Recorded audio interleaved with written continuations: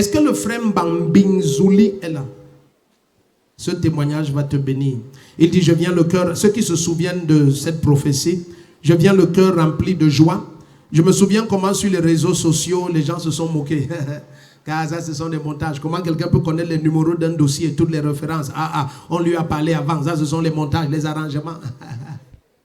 Chaque fois quand les médias me montrent ça, je ris, je dis, ouais, mes enfants, ne supprimez pas, laissez ça là. Au moment où Dieu va répondre, je vais écouter la personne. Le premier qui dit Amen, ta vie va changer.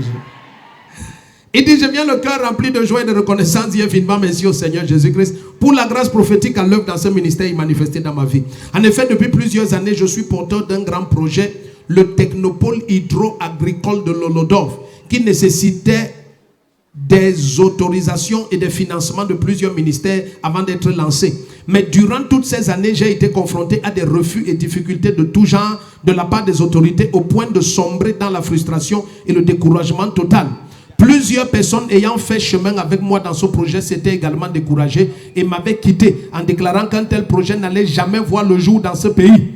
Il y a de cela 2 ans, j'ai pris part à un culte ici à l'église et pendant que papa marchait dans la salle, je l'ai approché et je lui ai dit que j'ai un projet. Papa a tenu les documents dans sa main et il a dit va, c'est accordé.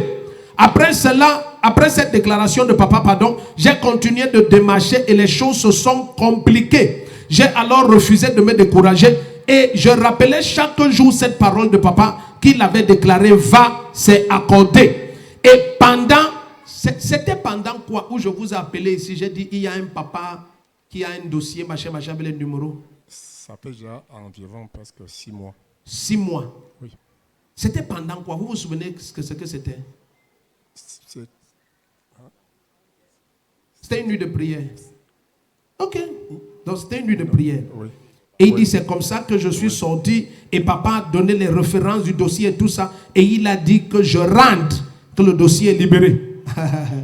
Et il dit depuis cet instant, toutes choses bloquées se sont ouvertes. Quelques jours seulement contre toute attente, le Seigneur a produit l'incroyable. J'ai reçu l'appel d'un ministère qui a signé toutes les autorisations, tous les engagements de financement nécessaires au démarrage du projet. En quelques jours, tous les membres du gouvernement m'ont reçu et ont placé leur accord. Ce que j'attendais depuis des années et j'avais tout essayé, ça avait échoué, a été libéré en quelques jours. Si tu te lèves et dis Amen, ta vie va changer. Maintenant, quand tu prophétises et tu dis à cet homme que tu es multimilliardaire, zoomez sur lui.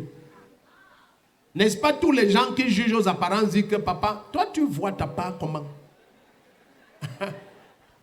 Dis à ton voisin, tu ne connais pas qui je suis. Ne m'oublie pas, hein. Tu m'oublies, je t'apparais. Je ne peux pas vous oublier, mon prophète.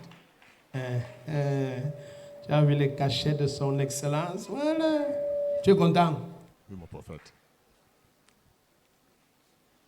Ce sont tes bébés ici? Oui. Ah, mais tu as les beaux bébés. Ah, tu es béni. Donc, maintenant, la suite, c'est au bureau. Ouais, toi aussi, tais-toi.